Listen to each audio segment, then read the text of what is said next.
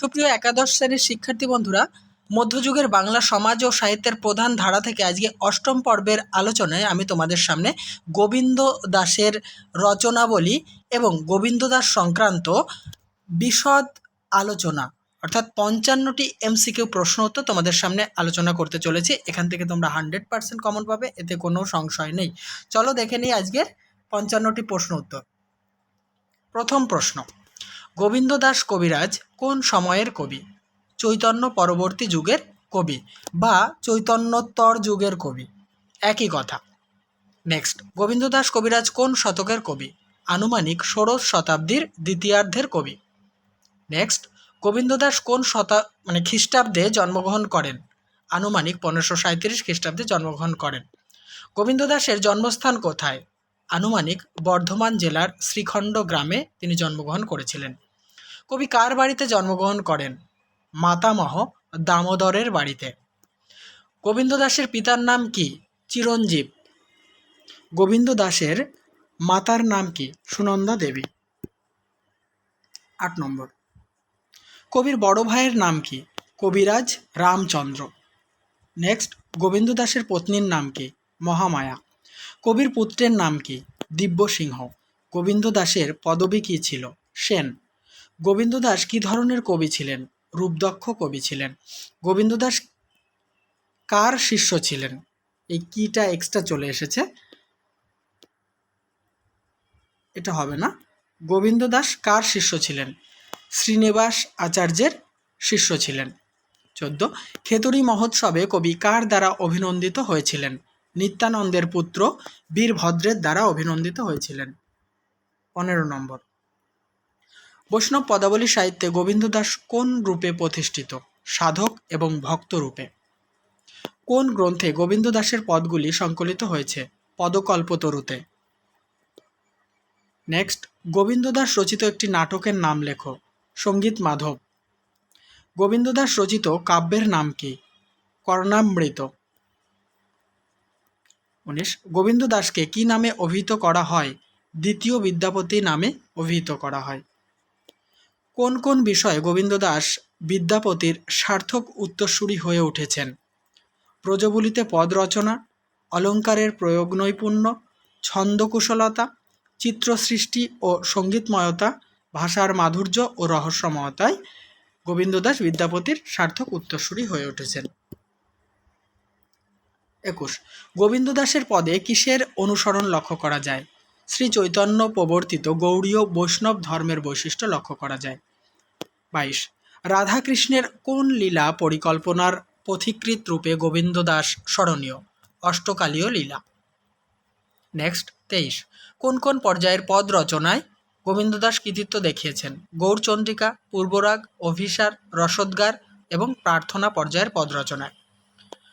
গোবিন্দ দাস কোন পর্যায়ের পদ রচনায় রাজাধিরাজ? অভিসার পর্যায়ের পদ রচনায়। 25, গোবিন্দ দাস রচিত পদের সংখ্যা কত? প্রায় 800।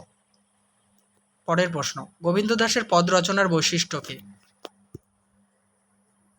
উত্তর, কবি হৃদয়ের কল্পনা ও ভক্ত হৃদয়ের আকুতি মিশ্রিত রাধাকৃষ্ণ ও গৌরাঙ্গ বিষয়ক পদগুলি অনুপম এবং ক্লাসিক সৌন্দর্যে মণ্ডিত। 27, গোবিন্দ দাসকে কোন কোন উপাধিতে ভূষিত করা হয়েছে? দ্বিতীয় বিদ্যাপতি, বিদ্যাপতির ভাবশিষ্য, শাব্দিক কবি এবং কবিরাজ উপাধিতে ভূষিত করা হয়েছে। এখানে এই শিষ্য বানানে মূর্ধন্য ষয় জ ফলাটা মিস্টেক হয়ে গেছে। 28, গোবিন্দ দাসকে কবিরাজ উপাধি কে দান করেন? শ্রীনিবাস আচার্য। আবার কেউ কেউ মনে করেন শ্রীজীব গোস্বামী কবিরাজ উপাধি দান করেন।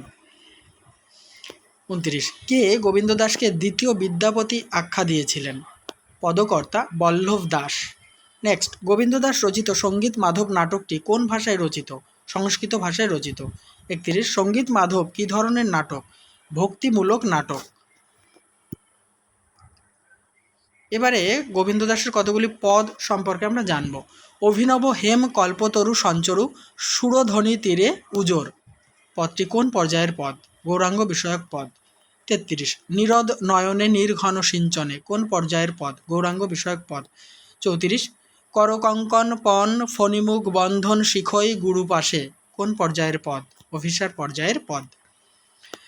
35 বরণ আশ্রম কিঞ্চন অকিঞ্চন কোন পর্যায়ের পদ? গৌরাঙ্গ বিষয়ক পদ। 36 বিপুল পুলক কুল আকুল কলেবর এটি কোন পর্যায়ের পদ? গৌড়চন্দ্রিকা বিষয়ক পদ। নেক্সট চম্পক সোন কুসুম কনকাচল কোন পর্যায়ের পদ এটি? এটি হচ্ছে গৌড়চন্দ্রিকা বিষয়ক পদ। 38 যাহা যাহা নিকষয়ে তনু তনু জ্যোতি কোন পর্যায়ের পদ? এটি পূর্বরাগ পর্যায়ের পদ। নেক্সট ঢল ঢল কাঁচা অঙ্গের লাবণী কোন পর্যায়ের পদ? পূর্বরাগ পর্যায়ের পদ। রজনী শাওন ঘন কোন পর্যায়ের পদ? অভিসার পর্যায়ের পদ। 41 মন্দির বাহির কঠিন কপাট এটি কোন পর্যায়ের পদ? অভিসার পর্যায়ের পদ। 42 কণ্টক গাড়ি কমল সম পদতল কোন পর্যায়ের পদ?